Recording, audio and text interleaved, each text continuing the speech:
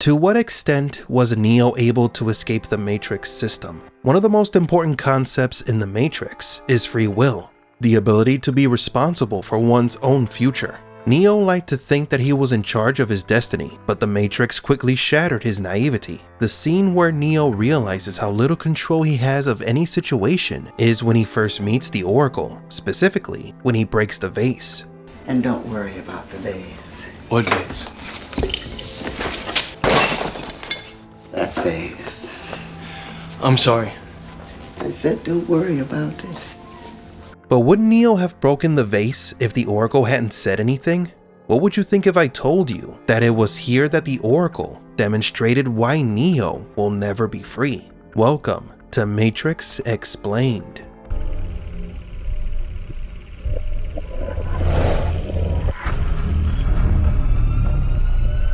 Welcome to the desert of the real.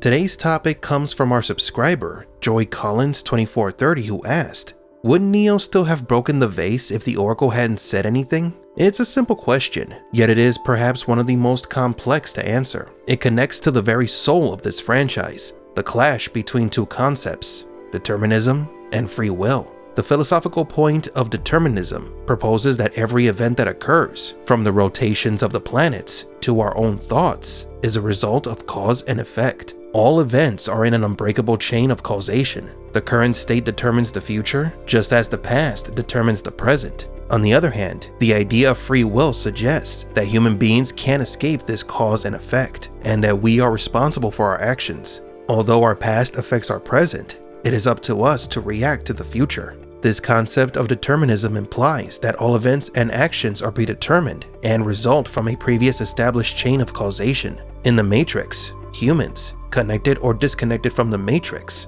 and the machines have specific roles that they must fulfill according to the rules and design of the system. For the humans connected to the Matrix, their reality is a simulation created by the machines. They live their lives without knowing that they are in a virtual world, and their thoughts, decisions, and actions are influenced or controlled by the algorithms and programs of the Matrix. These humans are subject to the rules and limitations of the simulation, believing that their decisions are of their own, when in truth, they are predetermined by the system. Zion's people are also subject to this deterministic system, albeit differently. They have escaped the illusion of the simulation, but their lives and actions remain part of the machine's overall design. Zion, and possibly the new city of man and machine, Io, are nothing more than places created by the machines to keep awakened humans busy. The machines appear to be the wardens of the system, but they are also subject to its rules and programming. They act accordingly to their design and established protocols, fulfilling the functions for which they were created for. So everyone is controlled by cause and effect. The Matrix is much more than a computer simulation. It is a system that commands reality. Trinity's first words to Neo were a text message: "The Matrix has you." This entire philosophy is found in this text. The Matrix has always had everyone, and no one has ever had the option to escape.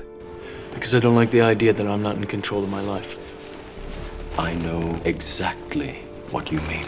Morpheus made Neo choose between two pills, a choice that, as we know, was nothing more than an illusion to make Neo think that he was choosing the red pill, but his life had been controlled from the beginning.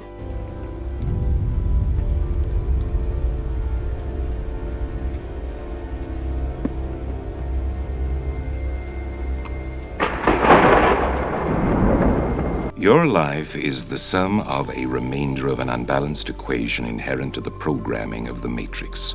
You are the eventuality of an anomaly which, despite my sincerest efforts, I have been unable to eliminate from what is otherwise a harmony of mathematical precision. When Neo meets the Oracle, she mentions the vase. When she does this, she is doing much more than simply controlling future events. The Oracle was showing that she was in complete control of Neo's reactions. Neo couldn't know if he would break the vase if the Oracle hadn't told him about it.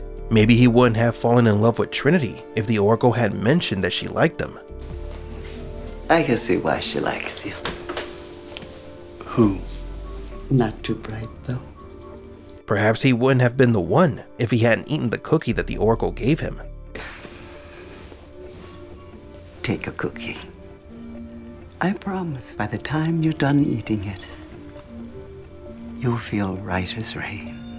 The vase scene not only shows how little control Neo has, it also shows who is pulling the strings. Now about the vase again. Would Neo have not broken it if the Oracle had stayed quiet? The answer is no, and this is precisely what makes the Oracle smile. Neo wonders whether he has free will, but the Oracle was making the decisions for him. It is when she tells him about the vase that Neo becomes concerned. It is when she tells him about Trinity's feelings that Neo starts to think about her in another way. Neo has always been under the control of the machines and was never able to escape, not even after giving his life at the end of Matrix Revolutions. His body was taken and used to continue feeding the Matrix. Not everything is black and white. We are all under a completely deterministic system, but human emotions and behaviors are unpredictable elements for the machines. Although the architect was able to predict most human behavior, he needed the Oracle to be able to manipulate humanity's actions, making them believe they had free will, creating an illusion of choice to keep people inside the Matrix. When the Oracle lets Smith infect her and the Matrix, she takes a gamble. She puts aside her deterministic thinking and places faith in Neo because she believed that he could break the cycle. Why do you do it? Why? Why get up? Why keep fighting? You believe you're fighting for something, for more than your survival? Can you tell me what it is? Do you even know? Is it freedom or truth? Perhaps peace? Could it be for love? Illusions, Mr. Anderson, vagaries of perception. Temporary constructs of a feeble human intellect trying desperately to justify an existence that is without meaning or purpose. And all of them as artificial as the Matrix itself. Although only a human mind could invent something as insipid as love. You must be able to see it, Mr. Anderson. You must know it by now. You can't win. It's pointless to keep fighting. Why, Mr. Anderson? Why? Why do you persist? Because I choose to.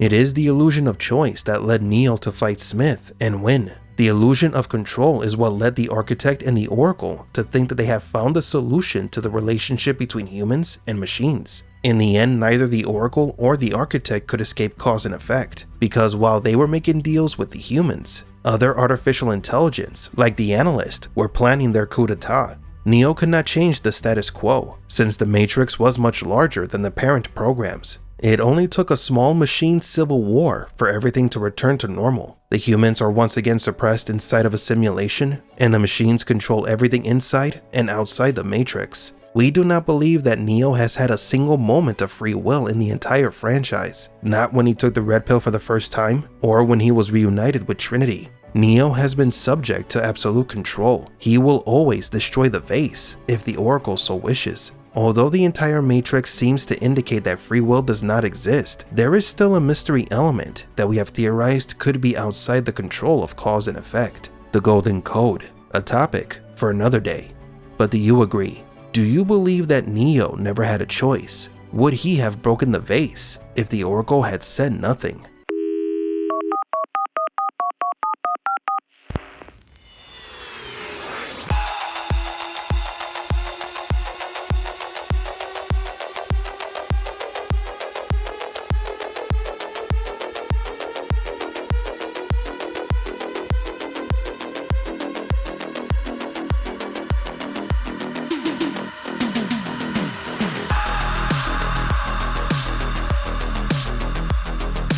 For Matrix Explained, please leave a like and subscribe.